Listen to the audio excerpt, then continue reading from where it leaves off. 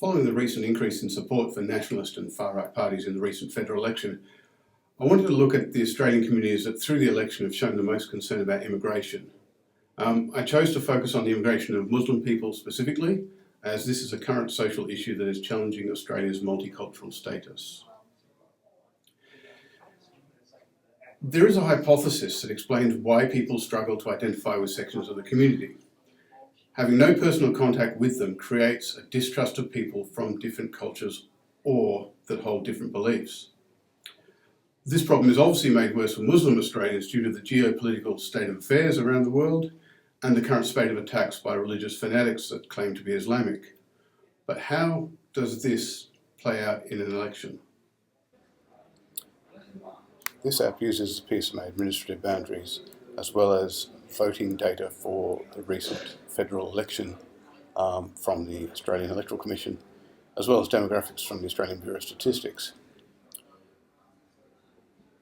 Now, what you can see in this app is the geographic correlation between the number of people who voted for the nationalist or far-right parties, in this case One Nation, the Australia First Party and the Australian Liberty Alliance Party, compared against the proportion of Muslim Australians who live in federal electorates. So if we have a look at Pauline Hanson's old seat of Blair, you can see there that there are almost 16% of the population, or the voting population, voted for a nationalist party. However, the Muslim population is only 0.3% of the population.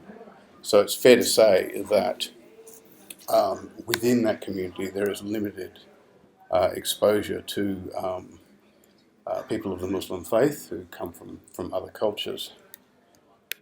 Similarly, if you look in some of the surrounding areas, you'll see a similar result. If we go to Sydney, you'll see a couple of things that are interesting as well.